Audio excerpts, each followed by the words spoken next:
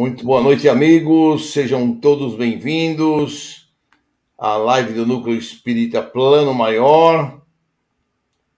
Hoje com o nosso tema de medicina e saúde. E vamos com o tema hoje câncer de próstata, pela doutora Gabriele Knudsen, que vai nos brindar com uma ótima palestra, temos certeza, como foram todas as anteriores. E vamos então iniciar nossos trabalhos de hoje, nossa conversa de hoje com vocês, com uma mensagem do nosso querido Emmanuel, como não poderia deixar de ser, uma mensagem maravilhosa que chama Caminhar Adiante. Importa, porém, caminhar hoje, amanhã e no dia seguinte. Jesus, Lucas, capítulo 13, versículo 33. Destacamos no texto do evangelista Lucas esta recomendação do Senhor, para entendermos a importância da comunidade na execução dos deveres que nos cabem na sementeira do bem.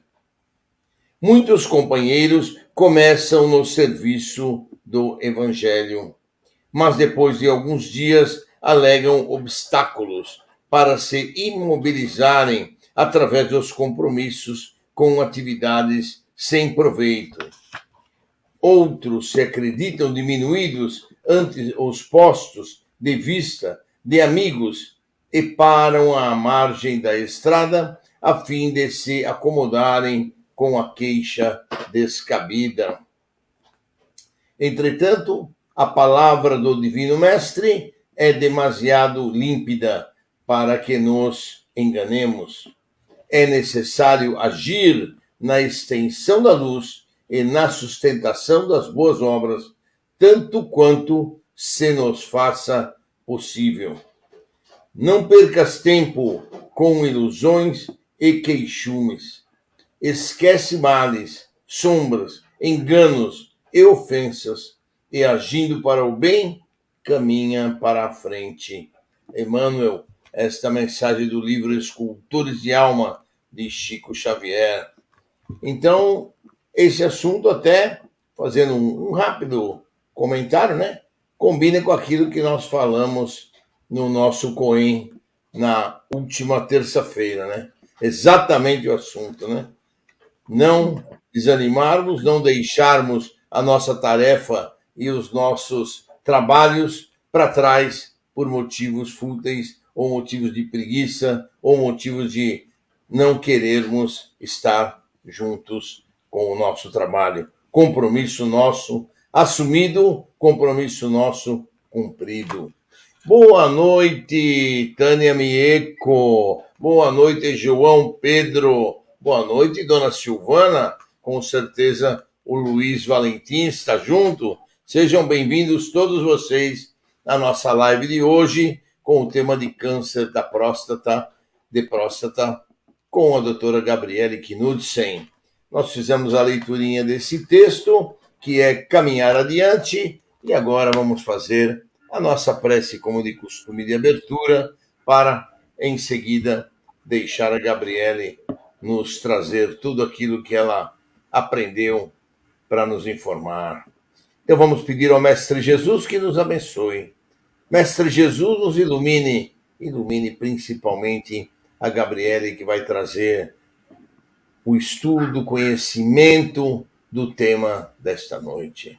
Que os bons espíritos possam nos iluminar, possam nos abençoar, que os instrutores possam estar junto com a Gabriele, trazendo para ela as melhores palavras, as melhores expressões, o melhor conhecimento, para que nós possamos, com certeza, aprender muito, nos orientarmos e podermos seguir com tudo aquilo que ela vai nos brindar na noite de hoje. Que Jesus, nosso Divino Mestre, nos proteja, Que Jesus, nosso Divino Mestre, nos ilumine e ilumine a ela principalmente. Que Deus Pai nos proteja agora e sempre. Que assim seja. Vamos lá, doutora. Seja muito bem-vinda mais uma vez e que a sua palestra seja brindada de muito êxito. Eu vou ficar aqui quietinho, vou sair, mas estarei por aqui a hora que você acabar.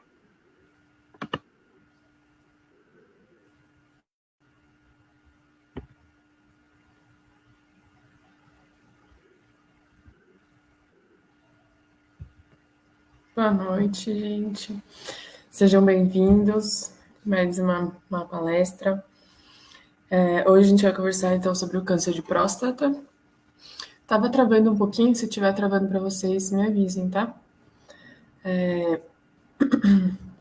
Eu queria saber se alguém de vocês conhece algum paciente de câncer de próstata, algum conhecido que já teve câncer de próstata, seja na família, seja algum amigo. Contem pra gente nos comentários.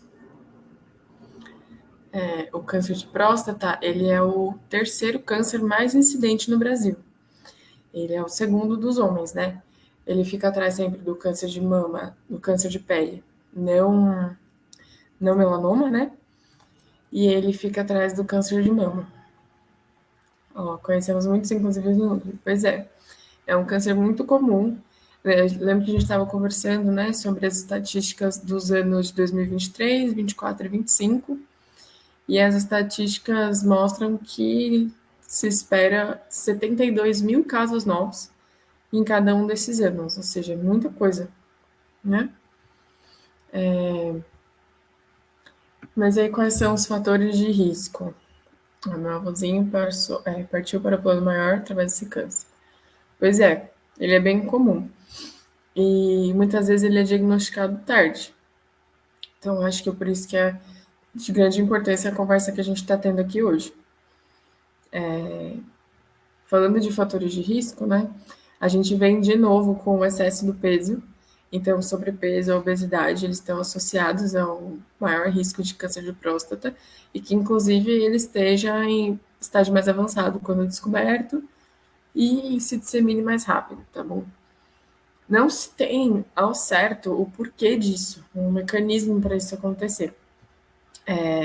Algumas coisas que têm sido propostas, têm se pesquisado, seria uma desregulação do metabolismo mesmo dos hormônios, né? Dos hormônios esteroides do nosso corpo.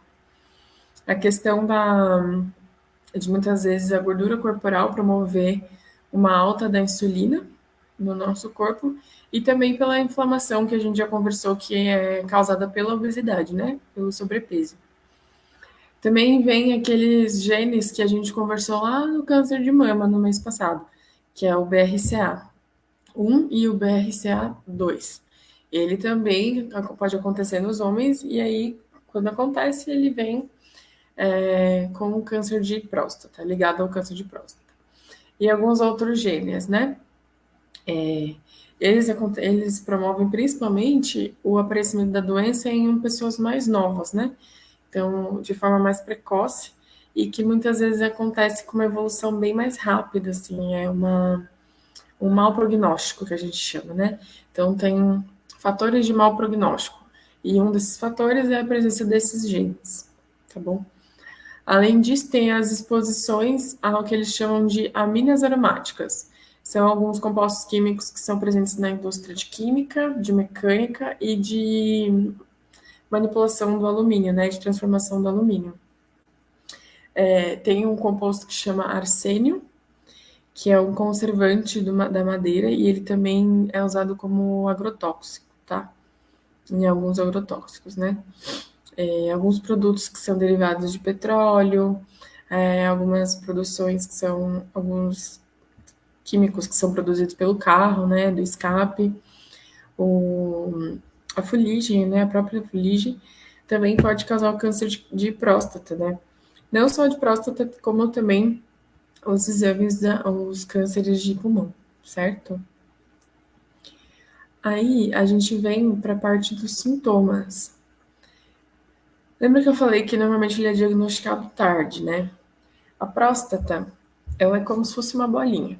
Ela é menor do que a minha mão, mas é uma bolinha. Ela fica ali na região baixa do homem, mais ou menos como se fosse fazer uma analogia mais ou menos ao útero da mulher, mais ou menos nessa região. Então, ali um pouco atrás da bexiga. E ela envolve, e a próstata ela envolve a uretra, que é o canal do xixi e o canal do sêmen. Só que o câncer, ele pode estar em qualquer um desses espaços. Ele tem aquela ligação com o canal anal, então quando a pessoa faz o toque, né, o famoso toque, eh, se sente a parte de trás da próstata, só que pode ser que não tenha um tumor ali, ele esteja em outra região da próstata. Poder ter toda essa possibilidade, fica um pouco mais difícil de você identificar alguns sintomas, porque ela lá embaixo é guardadinha, não tá, ela tá conectada a várias coisas, mas ainda assim não é aquele mega órgão, né? Uma coisa que causa muito sintoma. Só que a gente tem que ter prestando atenção em algumas coisas, né? Então, alteração na frequência da urina, no padrão da urina. Então, de repente o meu jato de urina ficou fraco, eu tenho que começar a fazer força para conseguir eliminar meu xixi inteiro. Ou eu vou fazer xixi, ele não sai de primeira, ele leva um tempinho. Ou eu tô fazendo xixi e ele sai cortado. Então, ele não tem um jato contínuo. Tem que ficar fazendo força e ele vai de pouquinho, né? Acúmulo de água, né? Então, às vezes a pessoa tá com muita dor, ela vai ver. Tem algum tipo de obstrução que acumula a urina pelo canal da urina, né? Pode chegar até o alto do rim. Outra questão que a gente tem que ver chama-se hematúria, que nada mais é do que o sangue na urina. Então, um sangue mais escuro, às vezes ele não sai bem vermelhinho, mas você notou que ela não tá certo, né? Ele tá um pouquinho mais escuro, mais avermelhado, mais laranja. Isso também tem que chamar um pouco de atenção, tá? A disfunção erétil também, no sêmen, ter presença de sangue, isso também pode acontecer.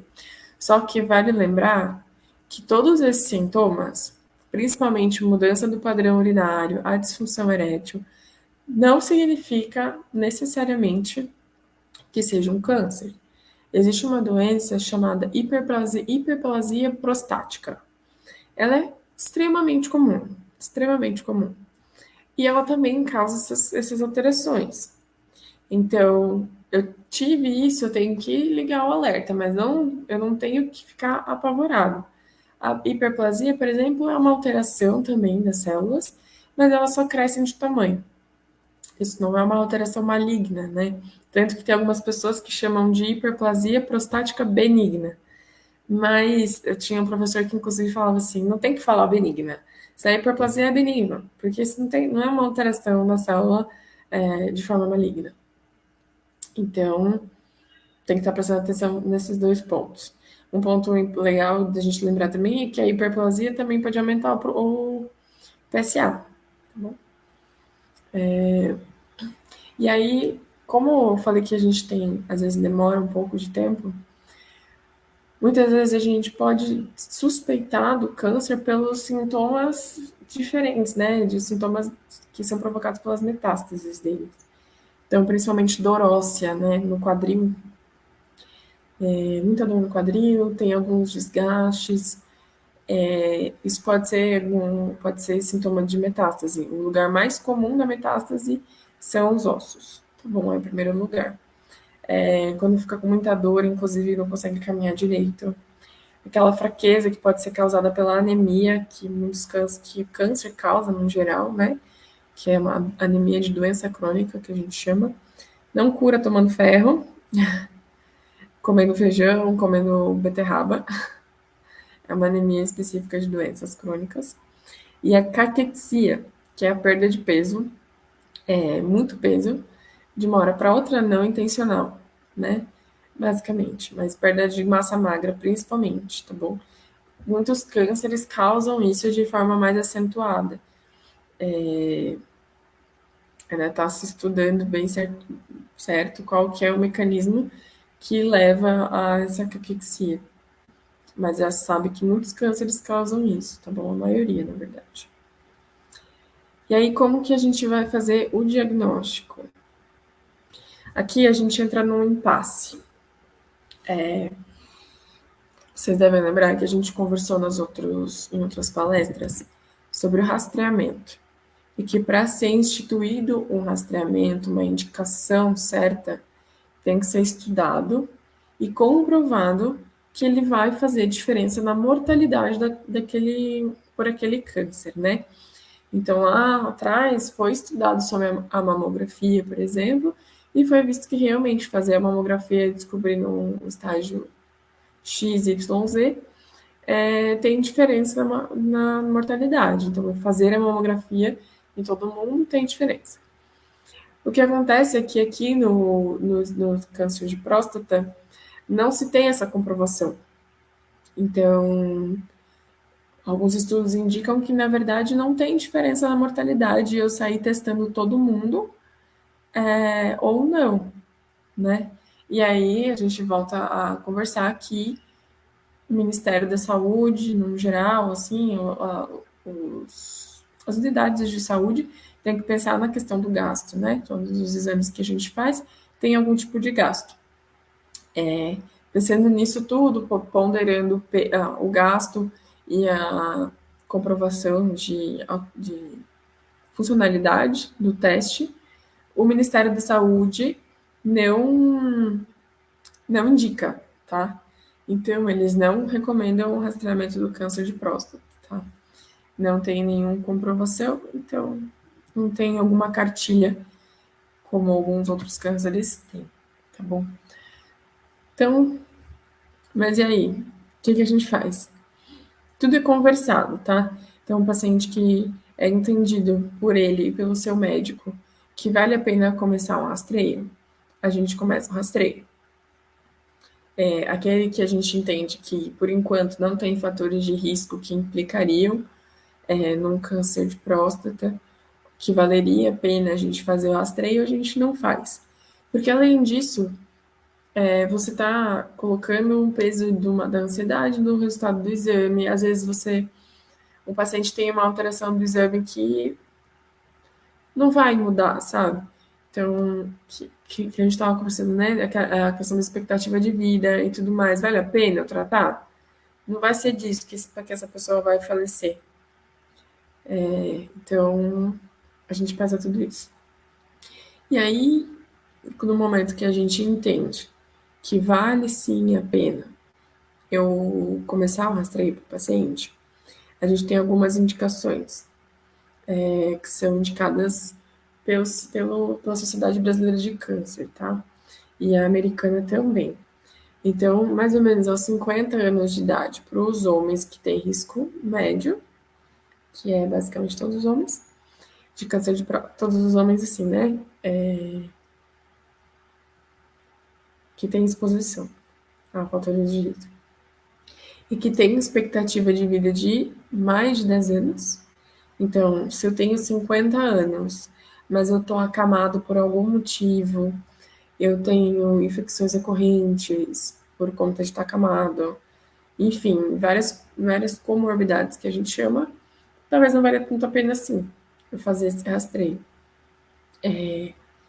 Agora, se eu tenho 50 anos, eu corro maratona, faço academia todos os dias, eu não tomo nenhuma medicação, eu tô bem, eu não tô exposto a nenhum desses químicos, por exemplo, eu não sou obeso, eu tenho uma boa distribuição de massa magra, aí é outra história, talvez a gente possa já fazer, tá? Aí a gente vem para os 45, baixa um pouquinho, para os homens que têm alto risco de câncer de próstata. E aí, nesse grupo, a gente vem com os afro-brasileiros, então os homens negros, tem que fazer, e os homens que têm algum parente de primeiro grau, ou seja, o pai ou o irmão desse paciente, que tenha sido diagnosticado com câncer de próstata antes dos 65 anos, tá bom? Não se sabe ao certo por que os pacientes que os homens pretos, né, negros pretos, têm esse alto risco, tá? Não se sabe ao certo ainda, mas existe. E aí desce para 40 anos, quando o homem tem um risco ainda maior, que é quando mais de um parente de primeiro grau teve o câncer de próstata, e principalmente em idade mais precoce, tá bom? Então, o pai e o irmão, ou dois irmãos, pode ser até algum tio, alguma coisa assim, mas que seja mais novo, tipo uns 30 anos, tá bom? Ó, a minha que tá comentando que o avô foi diagnosticado depois dos 87. Ele tinha ele estava mais avançado já, ou Tânia, quando descobriu? Porque isso é comum, isso pode acontecer. O que a gente tem entendido é que quanto maior a expectativa de vida da população, maior a chance de vir de desenvolvimento de câncer, né? Acho que não lembro se a gente já conversou sobre isso, mas a gente entende que as células vão ficando velhas, as potencialidades dela de poder mutar e não ser corrigida fica muito mais alta, né? Ó, fumava e bebia bastante. A exposição ao tabaco, né? As toxinas do tabaco também é um fator de risco, né? Não só para câncer de próstata, né? Como a gente vem conversando. Mas é comum, tá? Que isso seja diagnosticado em idades mais velhas. Aí, enfim, a gente fez o exame do PSA e a gente viu que ele está abaixo de 2,5. Então, eu vou repetir só daqui a 2 anos, não preciso repetir anualmente, tá bom? Agora, se ele estiver acima de 2,5, a gente pode repetir anualmente. Tem alguns médicos que preferem usar o valor de 4, tá? Só que a gente também tem que lembrar que tem alguns fatores que alteram o PSA. Então, ter tido relação na noite anterior, andar de bicicleta, andar a cavalo, coisas que têm um impacto, tá bom? Porque causam uma leve inflamação e a liberação do PSA também. Então, a gente tem que ter esse preparo, por assim dizer, antes de realizar o exame, tá bom? A Sociedade Brasileira de Urologia, eles indicam, sim, para todos os homens, a partir dos 45, fazer o toque retal e o PSA. O toque retal, ele também é discutível, porque lembra que eu comentei que pode estar em qualquer lugar da próstata, o tumor. Então, você fez o toque, às vezes está normal, mas ainda assim tem um câncer lá. Então, às vezes, por exemplo, o paciente tem um PSA aumentado, a gente, em vez de fazer só o toque, a gente solicita também o ultrassom, tá bom? O ultrassom pode ser feito via abdominal também, tá? Ou transretal. Transretal é mais desconfortável, então eu particularmente prefiro não pedir, se achar que tem alguma coisa, né? E aí ali a gente vê. Se tiver alguma coisa um pouco mais suspeita, a gente pode pedir também uma ressonância de pelve para que seja feita e identificado se tem alguma lesão ali, tá bom? Mas eu vou explicar isso melhor. Enfim, a Sociedade Brasileira de Uro fala para fazer o PSA e o toque retal a partir dos 45 anos em todos os homens. E aqueles que são negros ou que têm história de câncer de próstata na família, e aí a sociedade não especifica se é primeiro grau ou não. Então, história de câncer de próstata no geral, eles abaixam para 40, tá? E aí faz os dois.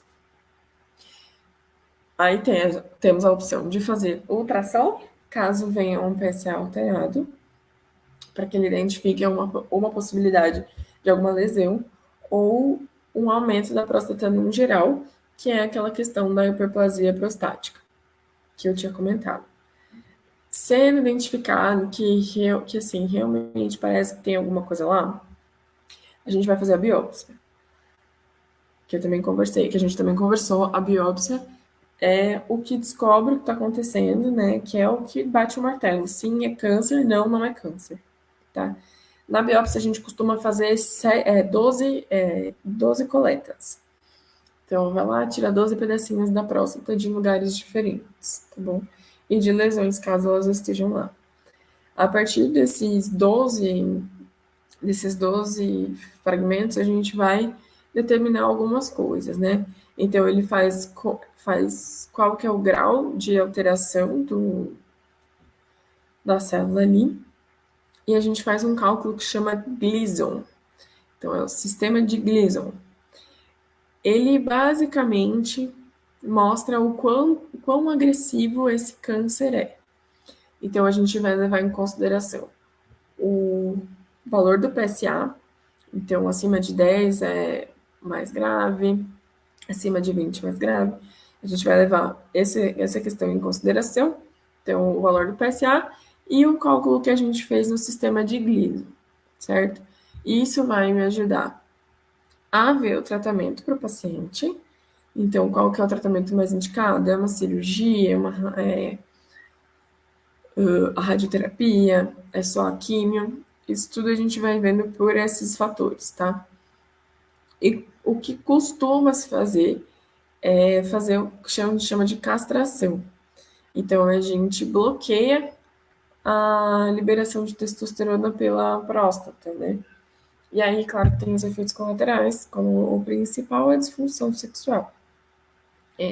A gente faz o estadiamento por PET-CT, por tomografias, tá bom? Ressonância também da coluna. Uma coisa que eu acho interessante se falar é que como a gente tem bastante metástase em coluna, em ossos, muitos pacientes têm compressões medulares. Então, às vezes, o câncer ele afeta ali a coluna e pode comprimir a espinha, que a gente chama, né?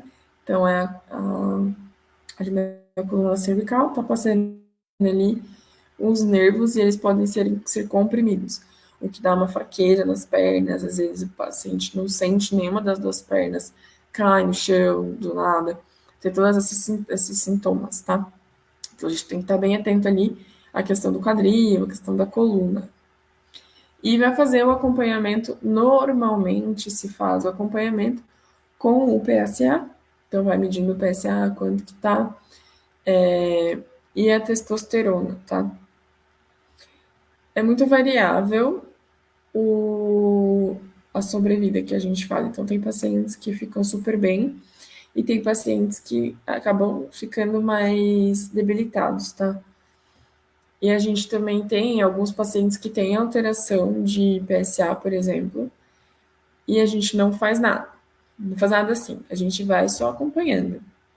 Tanto pacientes que trataram quanto pacientes que não trataram. Então, tudo vai depender do quanto esse PSA sobe, qual que é a rapidez que ele sobe, dos sintomas desse paciente. A gente, às vezes, não entra com tratamento, tá? E aí também vai depender de como tá a performance desse paciente, que acho que a gente já conversou um pouco também. Então, esse paciente tá bem? Ele era super tranquilo, ele passeava, corria, dirigia, ia para tudo que era lado, faz tudo sozinho. Ah, será que vale a pena? Vale a pena tratar ele? Vale ou não vale? Ah, o paciente que está acamado, talvez não valha a pena. Então, vale a pena sim. O que que eu quero dizer com relação ao paciente mesmo, tá? Então, querendo ou não, uma quimioterapia, ela é uma doença que é um tratamento, quimioterapia é um tratamento que debilita o paciente, tá? A radioterapia também tem seus efeitos colaterais e a hormonioterapia também, que são as principais, né? A cirurgia, radioterapia, hormonioterapia. Alguns entram em químio. Tem os efeitos colaterais que são difíceis, o principal deles é a disfunção sexual, acho que é os pacientes assim mais se queixam, né? Então, assim, tudo tem que ser pesado, tá? A partir daí, tudo vai sendo conversado com o paciente. Basicamente é isso. E fazer o acompanhamento. A gente normalmente, quando o paciente está em tratamento, faz o PSA pelo menos de 3 em 3 meses, depois a gente estende para 6 em 6 meses, tá bom? E aí, dependendo se for fazer a testosterona, também segue a mesma coisa. Às vezes a testosterona a gente alarga um pouco o tempo também, tá? Eu acho que é basicamente isso. Da próstata é um pouco menos de informação que a gente tem. Basicamente, eu acho que é isso, sim. Acho que abrangeu tudo. Foi, foi mais rápido, hoje foi bem rápido. Quer saber se alguém tem alguma dúvida para a gente conversar um pouco mais? Mas acredito que por hoje, por enquanto, é isso. Muito bom, doutora, muito bom. Boas informações, bom conteúdo. E agora cada um medita naquilo que deve fazer, não é verdade? Então tá ótimo. Obrigado a todos que nos prestigiaram, todos os que estiveram conosco na noite de hoje. E nós vamos fazer a nossa prece de encerramento, agradecendo a Gabriele pela palestra maravilhosa que nos brindou na noite de hoje. Vamos então agradecer ao nosso Mestre Jesus, agradecer a toda a corrente do plano maior da espiritualidade, os mensageiros celestiais que estiveram conosco, por este estudo maravilhoso, por essas informações que recebemos, para que possamos sempre seguir em frente à luz dos conhecimentos técnicos e científicos disponíveis para o tratamento das doenças. Que Deus Pai possa nos abençoar e que Deus Pai possa nos iluminar agora e sempre. Que assim seja, graças a Deus. Muito obrigado a todos vocês por estarem aqui. Foi ótimo estar com vocês e nos veremos nas próximas lives e no fim do mês de outubro com uma nova live de medicina e saúde com a doutora Gabriele. Tá bom? Um beijo para todos vocês e nos Beleza. vemos mês que vem, se Deus quiser, nesse tema.